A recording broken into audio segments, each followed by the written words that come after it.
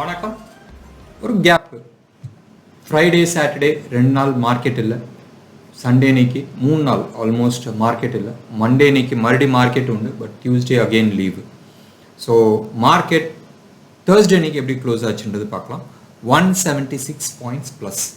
ஞாபகம் வச்சுங்க, நான் அந்த 18,000 கிராஸ் பண்ணிச்சுன்னு சொன்னால் சஸ்டெயின் ஆகட்டும், 18,200க்கு மேலே ஃபர்தர் பிரேக் இருக்குன்னு நான் சொல்லியிருந்தேன். எதிர்பார்த்த மாதிரியே மேலே போயிருக்கு. இங்கேருந்து எவ்வளோ தூரம் போகும்னு சொன்னால் ப்ராபப்ளி நம்ம வந்து நாளைக்கு மோஸ்ட்லி நம்ம எதிர்பார்க்கலாம் கேப் அப் ஓப்பன் ஆகிறதுக்கு. எஸ், கேப் அப் ஓப்பன் ஆகிறதுக்கான சான்சஸ் நிறையா இருக்குது. ஏன் கேப் அப் ஓப்பன் ஆகுதுன்றது ப்ராபப்ளி நம்ம வந்து டியூஸ்டே அன்னைக்கு அந்த வீடியோஸ் நம்ம போடலாம். அதுக்கு நிறைய காரணம் இருக்குது. I can show you with can angles வச்சு நான் வந்து உங்களுக்கு சில எக்ஸாம்பிள்ஸ் நான் காட்டலாம். ஏன் அந்த அந்த 18,380 லெவலை வந்து ஜம்ப் பண்ணி போகுதுன்றது ஒரு ரீசன் இருக்குது. Probably will discuss on that. இங்கேருந்து எவ்வளோ தூரம் போகும்? ப்ராபப்ளி 18,800 வரைக்கும் ஃப்ரீ ரன் போகிறதுக்கு சான்சஸ் நிறையா இருக்குது. ஏன் எதுக்குன்றது டியூஸ்டே அன்னைக்கு மார்க்கெட் இல்லை, அன்னைக்கு வந்து நம்ம வீடியோவில் வந்து டிஸ்கஸ் பண்ணலாம். எஸ், மண்டே இன்னைக்கு கேப் அப் ஓப்பன் ஆகிறதுக்கான நிறைய சான்சஸ் இருக்குது. நிறைய கம்பெனிஸ் வந்து நல்ல ரிசல்ட்ஸ் கொடுத்துருக்கு. ஹெச்டிஎஃப்சி பேங்க் நல்ல ரிசல்ட்ஸ் கொடுத்துருக்கு. நம்ம வரிசையாக நம்ம பார்க்கலாம், எல்லாத்தையுமே நம்ம வந்து இன்னைக்கு டிஸ்கஸ் பண்ணலாம். பேங்க் நிஃப்டி கரண்ட்டாக நியூ ஆல் டைம் ஹையில் இருக்குது. அண்ட் இது வந்து February 15th லெவலை வந்து பிரேக் பண்ணிச்சு. அந்த பிரேக் பண்ண லெவல் வாஸ் இம்பார்ட்டன்ட் லெவல். அந்த லெவல் வந்து ஆல்மோஸ்ட் ஒரு 4 வாரம் அப்படி தொட்டு வந்துட்டு இருந்துச்சு. டிசைசிவாக போன வாரம் வந்து பிரேக் ஆச்சு. வெனஸ்டே அன்னைக்கு பிரேக் ஆகி மேலே நின்றுச்சு. அண்ட் தேர்ஸ்டே அன்னைக்கு சூப்பர்பாக மேலே ரேலி போச்சு. நீங்கள் வந்து பேங்க் நிஃப்டி அன்னைக்கு ஆல்மோஸ்ட் 750 பாயிண்ட்ஸ் வந்து கவர் ஆகிருக்கு. அதாவது க்ளோஸ் ஆன லெவல் வந்து 39,340 இந்த லெவலில் க்ளோஸ் ஆகிருக்கு. நிஃப்டி வந்து 18,338 340 வச்சிங்களேன். ஸோ இன்னும் ஒரு 40 பாயிண்ட்ஸ் கேப் அப் ஓப்பன் ஆச்சுன்னு சொன்னால் டிசைசிவாக 18,800 வரைக்கும் போகிறதுக்கு சான்சஸ் இருக்குது. இப்போ பேங்க் நிஃப்டி பற்றி நம்ம பேசலாம். இன்ஃபேக்ட் நம்ம வந்து ஆல் தீஸ் டேஸ் நீங்கள் வந்து எடுத்து பார்த்தீங்கன்னா நம்ம வந்து ஒரு 4 இது மட்டும் பேசிக்கிட்டு இருந்தோம். ஒரு ஸ்டேஜில் வந்து மெட்டல்ஸ் சூப்பராக தூக்கிட்டு போச்சு. அடுத்த லெவலில் நீங்கள் எடுத்து பார்த்தீங்கன்னா ஐடி செக்டர்ஸ் நல்லா பர்ஃபார்ம் பண்ணிச்சு. இப்போ லாஸ்ட் ஒரு ஃபியூ டேஸாக அதுக்கு முன்னாடி ஐடி செக்டர் தான் மேலே தூக்கிட்டு இருந்துச்சு. பட் ஐடி செக்டர் நல்லா கீழே குறைஞ்சி வந்துச்சு. டிசிஎஸ் நல்ல ரிசல்ட் கொடுத்துருந்தாலும் இன்ஃபேக்ட் டிசிஎஸ் ரிசல்ட் கொடுத்ததுக்கப்புறமா அது கீழே தான் பெருசாக சரிஞ்சிச்சு, 6-7% சரிஞ்சிச்சு. பட் இன்ஃபோசிஸ் அண்ட் விப்ரோட இது வந்து தூக்கி நிப்பாட்டிடுச்சு. நீங்கள் வந்து அன்னைக்கு ஆல்மோஸ்ட் எல்லா ஐடி செக்டர்ஸுமே வந்து சூப்பர்பாக பண்ணிச்சு. Let it be Infosys, Wipro, Mindtree, HCL எல்லாமே வந்து நல்ல மேலே தூக்கிட்டு போச்சு. இன்ஃபேக்ட் த என்டையர் மூட் மேலே தூக்குச்சு. பேங்க் நிஃப்டியை பொறுத்த வரைக்கும் நிறைய பேங்கிங் ஸ்டாக்ஸ் வந்து மேலே தூக்கியிருக்கு. அதெல்லாம் என்னென்னன்றது நம்ம அடுத்தது நம்ம பார்க்கலாம். Mainly led by HDFC bank. ஹெச்டிஎஃப்சியோட ரிசல்ட்ஸ் ரொம்ப நல்லா இருக்குது. மார்க்கெட் முடிஞ்சதுக்கு அப்புறமா ஃப்ரைடே இன்னைக்கு வந்துச்சு. ரிசல்ட்ஸ் ரொம்ப நல்லா இருக்குது. ஆல்மோஸ்ட் 17% வந்து இயர் ஆன் இயர் க்ரோத் கொடுத்துருக்குறாங்க. ப்ராபப்ளி மண்டே இன்னைக்கு அது வந்து மேலே போகிறதுக்கான நிறைய சான்சஸ் இருக்குது. இன்ஃபேக்ட் நீங்கள் வந்து எடுத்து பார்த்தீங்கன்னா பேங்க் நிஃப்டி பயங்கர புல்லிஷாக இருக்குது. ப்ரோக்ராம் தொடர்ந்து பாருங்கள், நம்ம வந்து பேங்க் நிஃப்டி பற்றி கொஞ்சம் டிஸ்கஸ் பண்ணிக்கலாம். அதே மாதிரி ஹெச்டிஎஃப்சி பேங்க் மூணுமே வந்து ஆல் டைம் ஹையில் இருக்குது. ஆல்மோஸ்ட் இது வந்து அது தொடாத ஏரியா, இது வரைக்கும் அவங்க தொடாத ஏரியா, அந்த ஏரியாவுக்கு போயிருக்கு. பார்க்கலாம் அந்த ஏரியாவில் வந்து எப்படி விளையாடுதுன்றது நம்ம பார்க்கலாம். ஞாபகம் வச்சுங்க, HDFC bank, IndusInd bank and SBI இது மூணுமே வந்து ஆல் டைம் ஹையில் இருக்குது. அண்ட் அதே மாதிரி இன்னும் 3 பேங்க்கு, Axis bank, Kotak bank and ICICI bank இது மூணுமே வந்து நியர் ஆல் டைம் ஹையில் இருக்குது. ஸோ தட் மீன்ஸ் இவங்களும் பிரேக் அவுட் ஆகிறதுக்கான சான்சஸ் நிறைய இருக்குன்றது. ஸோ இதை வச்சுட்டு நம்ம வந்து டார்கெட்ஸ் நம்ம போடலாம். இது இல்லாத நம்ம வந்து பவர் செக்டர்ஸ் பார்த்தோம். பவர் செக்டர்ஸ் லாஸ்ட் ஒரு 10 டேஸாக வந்து எந்த லெவலுக்கு பிச்சுக்கிட்டு போச்சுன்றது எல்லாருக்குமே தெரியும். Probably it is time for power sector to cool down ஆகுதா இல்லை இன்னும் ஃபர்தராக ரேலி போகுதான்றது நம்ம பார்க்க வேண்டிய விஷயம். ஏன்னு சொன்னால் பவர் செக்டாரில் weekly target achieved, monthly target achieved, so quarterly டார்கெட்டான்றது நம்ம பார்க்கணும். இல்லை இந்த லெவலுக்கு மேலே பிரேக் ஆகட்டும், அதுக்கப்புறமா நம்ம பார்த்துக்கலாம். நம்ம பார்த்துட்டு இருக்கிறது வந்து பேங்க் நிஃப்டி வந்து நல்ல டார்கெட் இருக்கு. இப்போ கரண்ட் லெவல் வந்து ஆல்மோஸ்ட் ஒரு 3000 பாயிண்ட்ஸ் மேலே போகிறதுக்கான சான்சஸ் நிறைய இருக்கு. நீங்கள் வந்து எடுத்து பார்த்தீங்கன்னா February 15th இன்னைக்கு ஒரு ஹை பண்ணிச்சு, அதாவது 37,708 அந்த லெவல் வந்து February 15th இன்னைக்கு பண்ணிச்சு. அண்ட் அந்த லெவலை வந்து ஆல்மோஸ்ட் ஒரு லாஸ்ட் ஒரு 3-4 வாரமாக நீங்கள் வந்து பார்த்தீங்கன்னா அந்த லெவலை வந்து பிரேக் பண்ணுறதுக்கு தடுமாறிட்டு இருந்துச்சு. போன வாரம் அது வந்து டிசைசிவாக வந்து பிரேக் பண்ணிச்சு. நீங்கள் வந்து வீக்லி சார்ட் போகும்போதும் உங்களுக்கு இன்னும் கிளாரிட்டி கிடைக்கும். இதுதான் நம்ம பேசிகிட்டு இருக்கிறது. ஸோ இந்த லெவலை வந்து நீங்கள் எடுத்து பார்த்தீங்கன்னா it was in a beautiful position and அந்த லெவலை முடிச்சு இந்த லெவலை வந்து பிரேக் பண்ணிச்சு, which is above the previous pivot. and இந்த லெவல்ல இருந்து எவ்வளோ தூரம் போகும்ன்றதை நீங்கள் எடுத்து பார்த்தீங்கன்னா somewhere between 41,750 இருந்து 42,000 வரைக்கும் போகிறதுக்கான நிறைய வாய்ப்புகள் இருக்கு. ஸோ கரண்ட் லெவலில் வந்து நீங்கள் எடுத்து பார்த்தீங்கன்னா க்ளோஸ் டு அபவுட் நம்ம வந்து 2,500 இருந்து 2,700 பாயிண்ட் வந்து நம்ம அப்சைடு இருக்குன்றோம். Huge move. அண்ட் ஏற்கனவே நம்ம வந்து கோடெக் பேங்க் வந்து பை ரெக்கமெண்டேஷனில் இருக்கு. ஐசிஐசிஐ பிரேக் அவுட் ஆகிறதுக்கான சான்சஸ் இருக்கு. பார்க்கலாம் ஃபர்தராக வந்து எப்படி போகுதுன்றது நம்ம பார்க்கலாம். வித் திஸ் இன்ஃபர்மேஷன் நம்ம ஃபர்தராக மார்க்கெட் பற்றி நம்ம பார்க்கலாம். தேர்ஸ்டே இன்னைக்கு இன்ஃப்ரா அண்ட் டெக்னாலஜி இது ரெண்டுமே வந்து சூப்பர்ப் ரேலி இருந்துச்சு. எந்தெந்த செக்டர் எப்படி பர்ஃபார்ம் பண்ணிச்சுன்றது பார்க்கலாம்.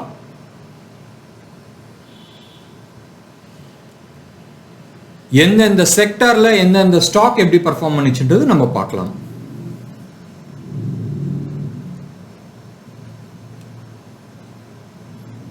இன்ஃபேக்ட் ஐஆர்சிடிசி ஏன்னா இப்படி 10 மேலே போகுதுன்றது தெரியல. ஸ்டாக் ஸ்பிளிட்டுக்கு முன்னாடியே பயங்கரமாக போயிட்டு இருக்கு. ஸ்டாக் ஸ்பிளிட் வரட்டும், இதுக்குமா எப்படி ரேலி பண்ணுதா இல்லை ப்ராஃபிட் டேக்கிங் ஆகுதான்றது பார்க்கலாம்.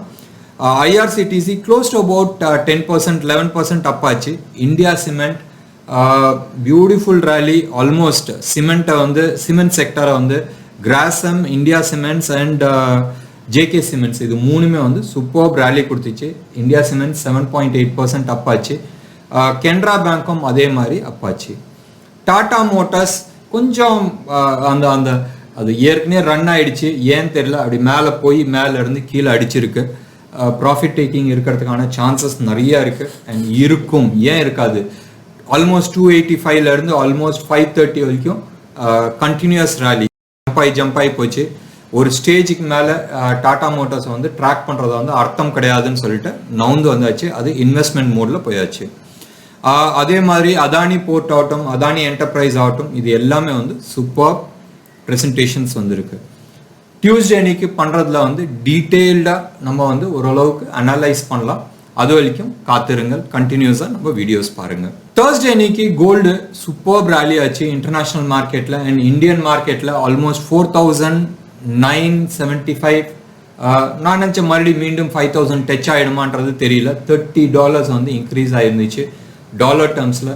பட் அகெயின் ஃப்ரைடே இன்னைக்கு போட்டு மிதிச்சிடுச்சு. ஆல்மோஸ்ட் எந்த அளவுக்கு ஏறிச்சோ அதே அளவுக்கு கீழே இறங்கிடுச்சு. ஸோ ப்ராக்டிக்கலி பார்த்தீங்கன்னா டாப்பிங் டெயில் போட்டிருக்கு போன வாரத்தோட இதில். ஸோ அந்த 1800 லெவலை வந்து பிரேக் பண்ண மாட்டேங்குது. அது பிரேக் பண்ணி 1820க்கு மேலே போனால் தான் டிசைசிவாக ஃபர்தர் அப்சைட் போகும். அதே மாதிரி டவுன் சைடில் வந்து 1740 டு பி வெரி ப்ரிசைஸ் 737 கீழே டிசைசிவாக க்ளோஸ் ஆனால் தான் ஃபர்தர் டவுன் சைடு வரதுக்கான வாய்ப்புகள் இருக்குது. ஞாபகம் வச்சுங்க, கோல்டை பொறுத்த வரைக்கும் இந்த தர அதாவது ஒவ்வொரு டைமும் கிரைசிஸ் வரும்போதும் கோல்டு ஷூட் ஆகி போச்சு. இந்த தர கோல்டு ஷூட் ஆகிறதுக்கு பதிலாக பிட்காயின் வந்து ஷூட் ஆகி போயிட்டு இருக்கு. ஸோ லெட்ஸ் எக்ஸ்பெக்ட் கோல்டு வந்து ரிவர்ஸ் ஆகுதா இல்லையான்றது நம்மளுக்கு தெரியல. இந்த தர மக்கள் வந்து கோல்டில் இன்வெஸ்ட் பண்ணுறாங்களான்றது தெரியல. So let's wait. கோல்டா பிட்காயினான்றது தெரியாது. இந்தியாவை பொறுத்த வரைக்கும் பிட்காயின் இன்னும் லீகலைஸ் பண்ணல. தோ கோர்ட் வந்து கொடுத்துருச்சு, பட் ஆர்பிஐல வந்து நிறைய பிரச்சனைகள் இருக்கு, பேங்க்ஸ் வந்து நிறைய பிரச்சனைகள் இருக்கு. ஸோ முடிஞ்ச அளவுக்கு கிரிப்டோ கரன்சியில் நீங்கள் இன்வெஸ்ட் பண்ணும் போதும் கொஞ்சம் யோசனை பண்ணி பண்ணுங்க. நிறைய இன்ஃபர்மேஷன்ஸ் இருக்கு தட் கிரிப்டோ கரன்சி இந்தியாவில் வந்து 10 கோடி மக்கள் வந்து இன்வெஸ்ட் பண்ணியிருக்கிறாங்கன்றது. என் டீம் ஆல்மோஸ்ட் வாரம் நிறைய பேர் வந்து கிரிப்டோ கரன்சி பற்றி பேசிகிட்டு இருக்காங்க. கிளாரிட்டி இல்லாத நம்ம வந்து அதில் இன்வெஸ்ட் பண்ணுறது அர்த்தம் கிடையாது. ஏன்னு சொன்னால் இன்னைக்கு ஒரு புரோக்கர் தப்பு பண்ணுறான்னா நீங்கள் சிபி கிட்ட போகலாம்.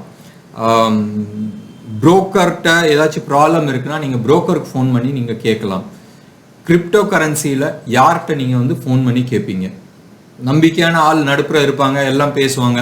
பிரச்சனைன்னு வரும்போது காணாமல் போவாங்க. இது வந்து இயற்கையான விஷயம். நிறைய பேர் ஃபாரெக்ஸில் காசு விட்டவங்களுக்கு எல்லாத்துக்கும் இதை பற்றி தெரியும். ஸோ தயவு செஞ்சு கிரிப்டோ கரன்சியில் இன்வெஸ்ட் பண்ண வேணாம். இப்போதைக்கு கிளாரிட்டியாக தெளிவாக இருக்கிறது வந்து ஸ்டாக் மார்க்கெட் இருக்குது, கமாடிட்டி மார்க்கெட் இருக்குது. ப்ராப்ளி இந்த ரெண்டுலையும் இன்வெஸ்ட் பண்ணுறது புத்திசாலித்தனமாக இருக்கும். இன்டர்நேஷ்னல் மார்க்கெட்டில் both on Thursday as well as Friday 2 நாளுமே மார்க்கெட் பயங்கர புல்லிஷாக இருந்துச்சு. டவ் ஜோன்ஸை பொறுத்த வரைக்கும் மீண்டும் அந்த 35,000 லெவலில் வந்து கேப்சர் பண்ணிச்சு. க்ளோஸ் ஆன போதும் ஆல்மோஸ்ட் 35,300 லெவலில் வந்து க்ளோஸ் ஆகிருக்கு. ஆல்மோஸ்ட் ஒரு 382 பாயிண்ட் வந்து க்ளோஸ் ஆகிருக்கு. கோல்டு நான் ஏற்கனவே சொன்ன மாதிரி கீழே குறைஞ்சிருக்கு. வேரஸ் ஆயில் $85 ஆல்மோஸ்ட் டச் ஆகிடுச்சு. ஸோ பார்க்கலாம், நம்ம ஊரில் வந்து 120 ரூபா வரைக்கும் பெட்ரோல் போகுதா இல்லை கவர்மெண்ட் வந்து டேக்ஸை குறைக்குதான்றது அடுத்த சில நாளில் நம்ம வந்து பார்க்கலாம். அண்ட் டெஃபினட்டாக கவர்மெண்ட் வந்து 2024 எலெக்ஷனை வந்து மனசில் வச்சுருப்பாங்க. அதுக்கு முன்னாடி 2022 யூபி எலெக்ஷன் இருக்குது, which is very important for central government. So பார்க்கலாம் என்ன பண்ணுறாங்கன்றது, வெயிட் பண்ணி பார்க்கலாம். ரூபி டர்ம்ஸில் கோல்டு வந்து ஃப்ரைடே ஈவினிங் க்ளோஸ் ஆன லெவல், நான் சொல்கிறது ஹோல்சேல் 24 கேரட் கோல்டு வந்து 4,880 லெவலில் வந்து க்ளோஸ் ஆச்சு. சில்வரை பொறுத்த வரைக்கும் ஆல்மோஸ்ட் 64,800 லெவலில் வந்து க்ளோஸ் ஆகிருக்கு. ரெண்டுமே வந்து pure silver, pure gold and wholesale market rate. Nifty levels நான் சொல்ல விரும்பல. ஏன்னு சொன்னால் மண்டே இன்னைக்கு ப்ராபப்ளி பயங்கரமாக பற்றிட்டு போகிறதுக்கு சான்சஸ் நிறையா இருக்குது. 2 காரணம். ஒன்று, பேங்க் நிஃப்டி பயங்கர புல்லிஷாக இருக்குது. 2வது, ஐடி பயங்கர புல்லிஷாக இருக்குது. அண்ட் 3வது வந்து டேட்டாஸ் பிரகாரம், நீங்கள் ஓப்பன் இன்ட்ரெஸ்ட் டேட்டாஸ் பிரகாரம் எடுத்துக்கிட்டோன்னா ஆல்மோஸ்ட் எல்லாமே வந்து அப் சைடில் தான் இருக்குது, டவுன் சைடில் எதுவுமே கண்ணுக்கு தெரியல. அண்ட் ஓப்பன் இன்ட்ரெஸ்ட் பிரகாரம் மண்டே இன்னைக்கு ACC, cement sector, Coforge, Mindtree, PFC, REC, Wipro, Ambuja cement, HDFC bank, India cements, IndusInd bank, IRCTC, ITC, L and T finance, L and T, LTTS, national aluminium, Punjab national bank, almost ஒரு 20 ஸ்டாக் பயங்கர புல்லிஷாக இருக்குது. ப்ரைஸ் மேலே இன்க்ரீஸ் ஆகிருக்கு, open interest increase ஆகிருக்கு. So பயங்கர புல்லிஷாக இருக்குது. So ஞாபகம் வச்சுங்க, 20 ஸ்டாக் வந்து பயங்கர புல்லிஷாக இருக்குது. ப்ராப்ளி 2 விஷயம் நடக்கலாம். மண்டே இன்னைக்கு ஒரு நியூ ஹையை டச் பண்ணிவிட்டு மறுபடி கீழே ரிவர்ஸ் ஆகிறதுக்கு சான்சஸ் இருக்குது. ஏன்னு சொன்னால் டியூஸ்டே இன்னைக்கு ரிஸ்க் எடுக்கிறதுக்கு கொஞ்சம் யோசிப்பாங்க, இல்லை அந்த லெவலுக்கு மேலே போகிறதுக்கும் சான்சஸ் இருக்குது. நிறைய ஷார்ட் கவரிங் வரத்துக்கு ப்ராபபிலிட்டிஸ் இருக்குது. ஷார்ட் கவரிங் வரும்போதும் ஃபர்தராக ப்ரைஸ் மேலே போகிறதுக்கு சான்சஸ் இருக்குது. ஸோ ப்ராப்ளி ஒரு 10-10:30 வரைக்கும் நீங்கள் பார்த்துட்டு அதுக்கப்புறமா வந்து டிசைசிவாக வந்து சில முடிவுகள் எடுக்கலாம். நெகட்டிவ் சைடில் ஆல்மோஸ்ட் நில் போனால் போகுதுன்றது ஒரு 2 ஸ்டாக் வேணால் இருக்கலாம். கோல் இண்டியா, மெட்ரோபாலிஸ், இந்த 2 மட்டும்தான் வந்து போனால் போகுதுன்ற லெவலில் இருக்குது. நான் வந்து நிஃப்டியோ பேங்க் நிஃப்டி லெவலோ நான் வந்து சொல்ல விரும்பல. ஏன்னா 2க்குமே வந்து டார்கெட் அப்சைடில் வந்து ஓப்பனாக மேலே இருக்குது. 18,800 வரைக்கும் ஃப்ரீயாக போகிறதுக்கான சான்சஸ் இருக்குது.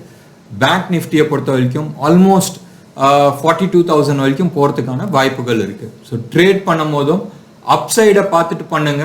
டவுன் சைடில் வந்து ஷார்ட் பண்ணுறது கொஞ்சம் அவாய்ட் பண்ணிக்கிறது பெட்டராக இருக்கும்.